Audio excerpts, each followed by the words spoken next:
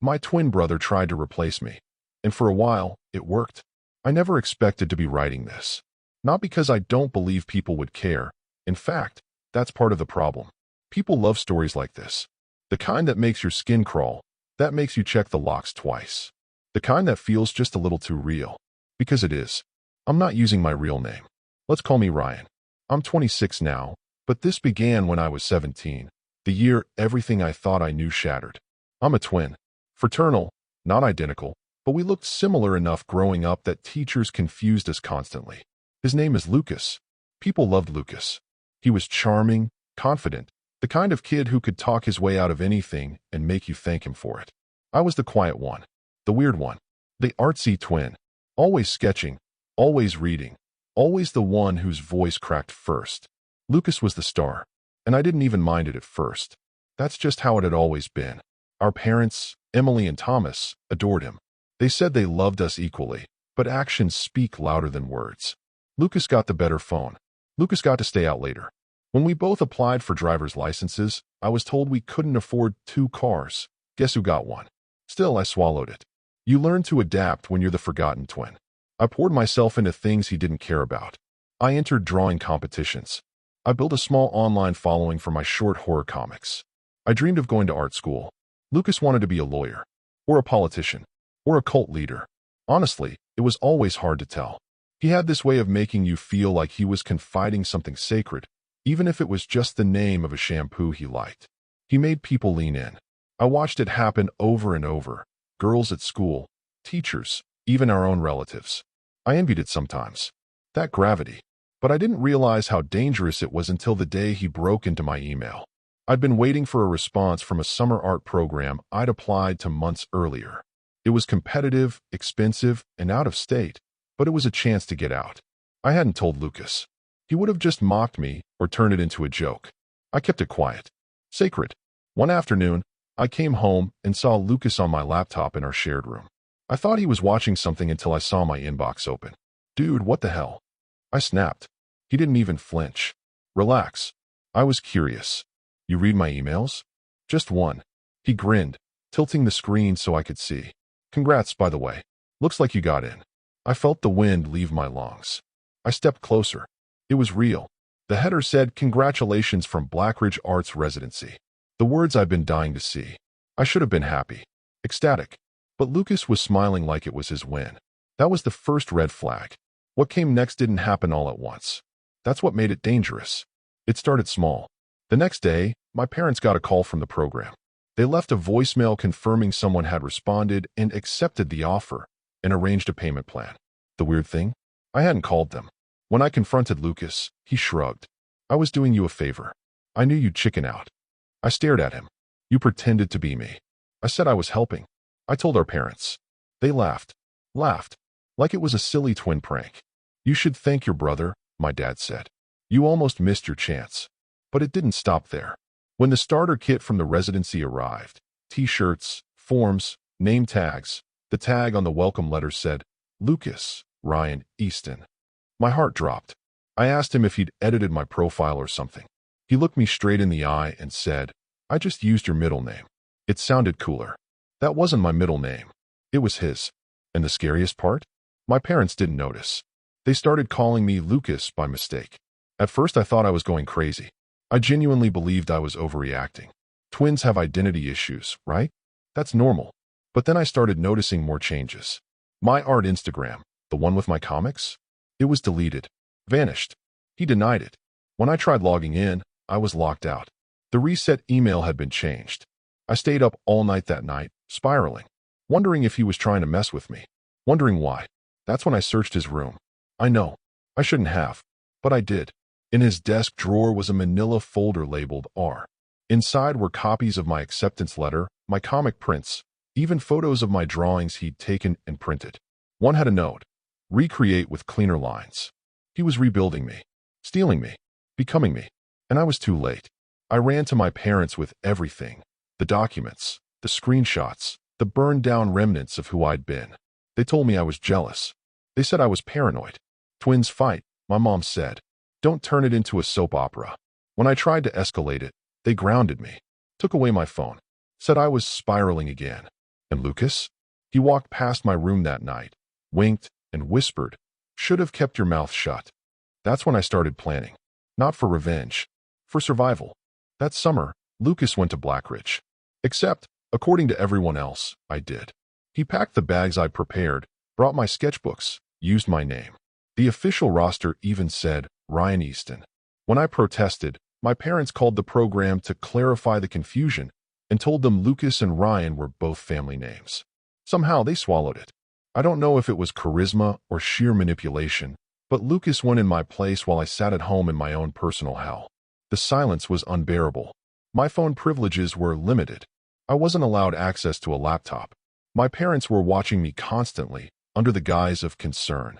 I started keeping a hidden notebook, documenting everything, writing down dates, quotes, screenshots I had printed before they locked me out. It was the only way I felt real. The gaslighting wore me down. I'd catch my mom calling Lucas to ask how Ryan was adjusting. When I corrected her, she'd roll her eyes. My father told me, "You're only hurting yourself, son. Focus on next year." I didn't sleep much, or eat. I was fading, and I think that was the goal. Then, something unexpected happened. An old mutual friend, Megan, reached out to me. She'd been close to both of us in middle school, but had moved states. She messaged my backup email after seeing someone on Instagram posting under my name, Lucas, with drawings that weren't his. "Why is your twin posting your comics like he drew them?" That message saved my life.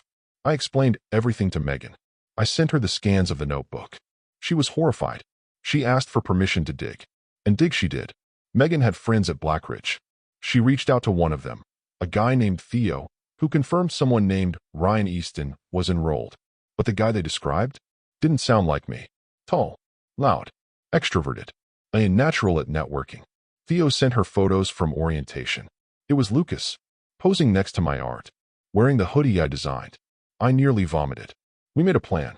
Megan drafted a detailed email with dates, timestamps, images, and her personal observations. She sent it anonymously to the Blackridge director.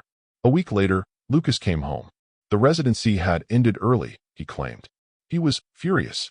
He didn't say it directly, but I could see it in the way he slammed drawers, avoided eye contact, and kept muttering things under his breath. His golden boy aura had cracked. He wasn't angry at our parents. They still believed he'd done nothing wrong. He was angry at me. And that night, he proved it. Around 2 a.m., I woke up to find our room pitch black. At first, I thought the power was out. Then I realized something was off. The closet door was ajar, and my desk chair was overturned. Then I heard a whisper. "You think you're clever?" Lucas stepped out from behind the closet door. My heart pounded. He was holding one of my sketchbooks. The sketchbook, the one with all my recent work, including the new comic idea I'd been silently developing since he left. I tried to grab it. He yanked it away and shoved me so hard I slammed into the dresser. He didn't even blink. "You really think you're the victim here? I made you relevant. No one gave a damn about your weird little scribbles until I showed them off. I built you a name." I was shaking.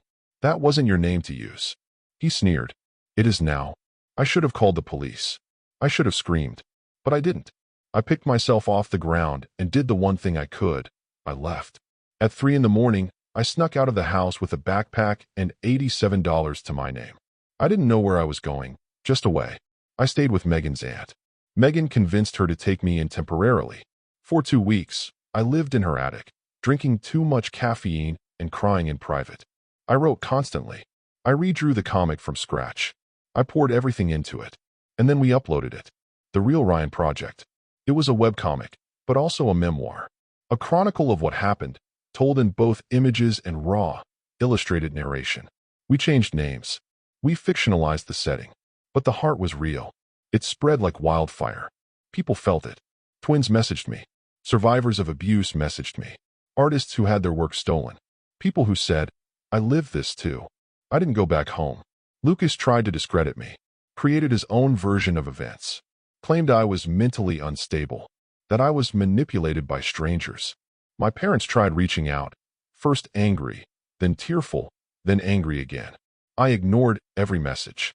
Because for the first time, I was being seen. Not as his brother, but as me. For the next 6 months, I rebuilt my life from scratch. Megan and her aunt gave me more than shelter. They gave me belief. We turned the Real Ryan project into a Patreon-funded series. I launched a personal site with an art portfolio.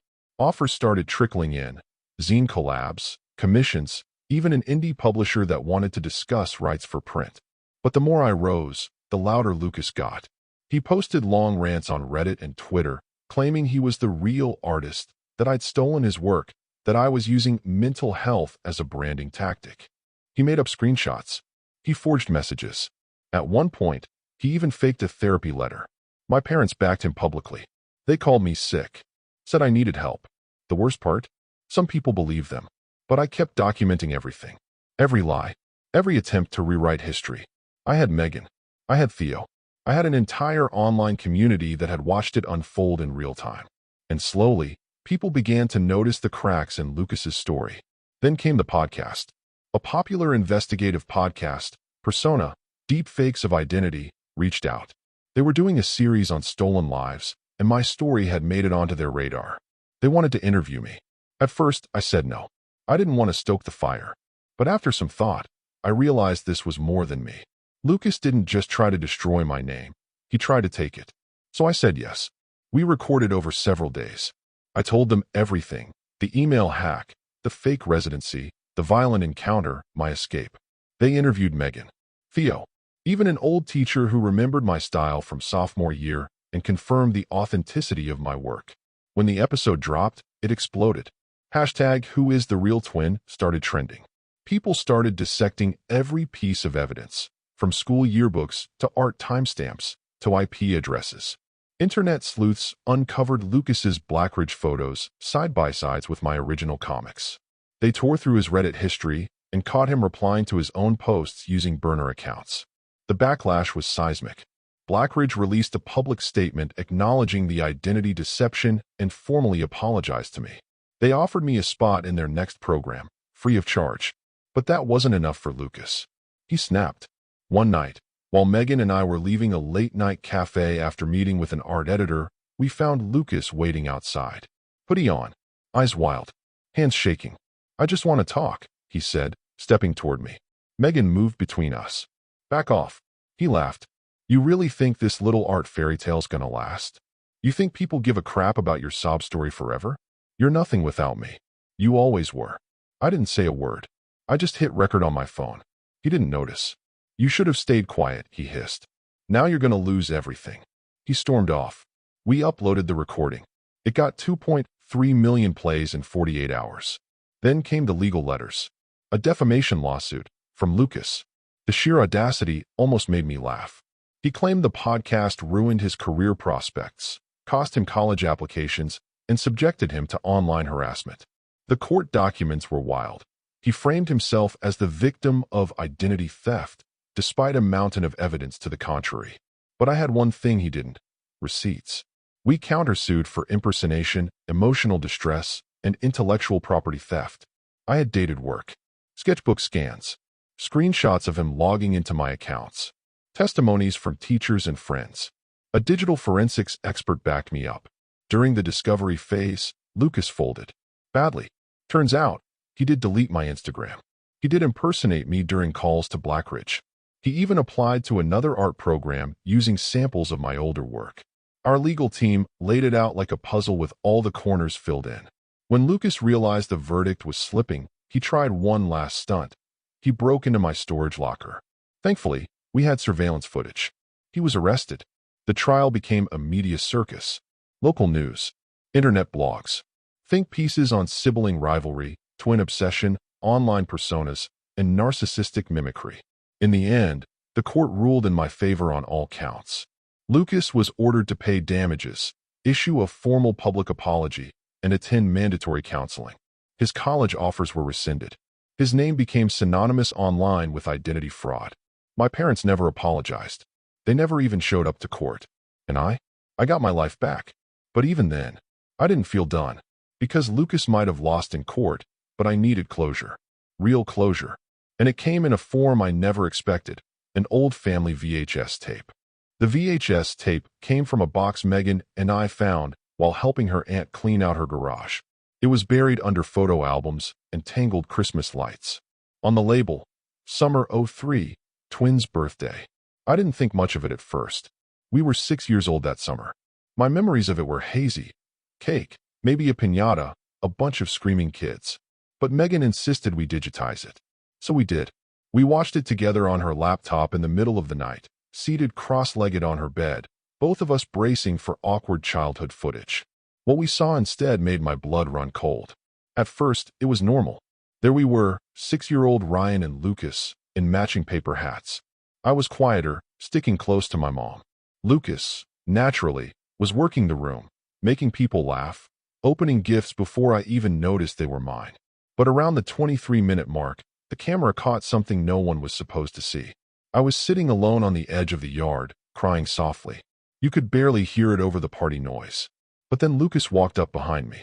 He crouched down, whispered something in my ear, and ripped my sketchbook out of my hands. I tried to get it back. He shoved me so hard I fell backwards, hit my head on a lawn chair. I cried harder. Lucas walked away smiling, flipping through my drawings as if they were his. And no one noticed. The camera lingered on me for a second too long. Long enough to capture my heartbreak, even at 6. Long enough for Megan to pause the video and whisper, "Jesus." It hit me then. He'd been doing this my whole life. Not just the art, not just the identity theft. The erasure had started from the beginning. Every time I shrunk to make space for him. Every time I told myself, he didn't mean it. Every time I stayed silent, so he wouldn't erupt. It wasn't rivalry. It was a campaign. And for the first time, I didn't feel crazy for remembering it that way. I included the footage in a follow-up comic. It was subtle, a scene of 2 boys on a birthday, one watching while the other took everything. No dialogue, just expressions, body language, silence. That comic got more attention than any before, because it felt like the truth. By then, I'd moved out of Megan's aunt's place. I got a small apartment with a window that faced the street and enough space for a desk, a plant, and a worn-out couch. Megan and I stayed close. She helped me negotiate a book deal with a major publisher. The Real Ryan project was going to be a hardcover memoir. Art, story, records, even my journal scans. I wanted people to see the full picture. Not just the theft, but the survival. Then came the weird part. Lucas tried to reach out again. This time, not through social media. Not through rage posts or threats. He mailed me a letter. No return address. No handwriting on the envelope. Just my name, Ryan, and a blank card inside with a folded note. On it, scribbled in messy ink. Was I ever enough without you? I stared at it for a long time. For once, I didn't feel afraid. I didn't feel angry. I just felt done. Lucas had spent his life trying to become me, but now he was left with nothing. No persona. No mirror to copy. No audience. And I had everything. Not fame or fortune, but peace. I did book tours. I got invited to speak at events about digital identity, psychological abuse, sibling trauma. A few reporters tried to bait me into talking about forgiving my brother, but I refused to reduce the story to that. This wasn't about forgiveness. It was about reclamation. Years later, I met my biological daughter for the first time. No, not mine. My half-sister. From a previous relationship my father had before he met my mom. She found me through a DNA database. She was 13 years older, soft-spoken, and nothing like Lucas. When I told her what happened, she cried. She said, "No one ever believed me either." We weren't alone anymore. I started working on a new comic, not about trauma, but about healing. A story where the quieter twin grows louder. Where the sketchbooks never get stolen. Where every page belongs to the person who drew it. I think I'll call it, The One Who Stayed. A year passed. Then 2. The name, Lucas Easton, still echoed in occasional Reddit threads, cautionary articles, and YouTube drama retrospectives. But it faded. The internet moved on. I didn't. Not because I was bitter, because I was still healing. Bit by bit. Breath by breath. I moved into a brighter apartment. This one with sunlight in every corner. I painted the walls myself. Soft moss green and faded cream. The kind of colors that didn't scream, didn't demand. They simply were. I adopted a cat. Named her Echo. Started sleeping with both eyes closed. I launched a mentorship program for young artists who'd had their voices stolen, literally or figuratively. Kids who'd been silenced, discouraged, mocked. We called it Voiceline. Every student who joined got a journal with their name on the cover and one golden rule. This is yours. No one else's. Megan helped run it. By then, She was more than a friend. Not quite a partner, not quite not. We existed somewhere between those lines, and it was okay. It was honest. Then one day, I got a call. Blocked number. I usually let those go. But that day, something nudged me to answer. Ryan, the voice said. It's Claire, your mother. I didn't speak. She continued. We haven't heard from Lucas in months. He left. No note. No forwarding address. My pulse stayed steady. He's not well, she added. I almost said he never was. But I didn't. Instead, I said, what do you want me to do about that? Silence on her end. Then she whispered, I don't know. There was pain in her voice. Real or not, I couldn't tell. It didn't matter. I said, I hope you find peace, Claire, and hung up. And that was the last time I ever spoke to anyone from that house. Until the trial. Yes, another one. A class action lawsuit filed against a fake art portfolio coaching service. Turned out Lucas had been operating it anonymously for nearly a year, charging kids for feedback on portfolios he didn't write, sometimes stealing the best ones for his own samples. He'd moved states, changed his name to Ryan, ironically, and tried to start over. But people talk. The internet remembers. One of my former mints noticed the similarities in his feedback language and contacted me. We submitted the evidence. He was arrested in Georgia. Multiple counts, fraud, impersonation, endangering minors. During sentencing, his lawyer tried to invoke past trauma, claimed Lucas had been living in his brother's shadow, and developed an identity disorder. The judge didn't buy it. Lucas was sentenced to 3 years in a correctional facility, with mandatory psychiatric evaluation and therapy. Not a long sentence, but enough. Enough to say, you don't get to rewrite me anymore. The press reached out again. This time, I declined. I didn't need to relive it publicly. Not anymore. I had a life now. One I'd made. A few months later, I got a letter in the mail, no return address. Inside was a photograph. It was Lucas, taken from a distance, maybe by someone inside the prison yard. He was sitting alone on a bench, head down, holding a sketchbook. At the bottom of the photo, scribbled in tiny handwriting. Trying to figure out who I am now. I hope you don't hate me forever. L. I didn't reply, but I didn't tear it up either. I placed it in my journal, not as a bookmark, but as a reminder that people can take your voice, your name, your reflection, but they can't take your story. Not if you're brave enough to write it down.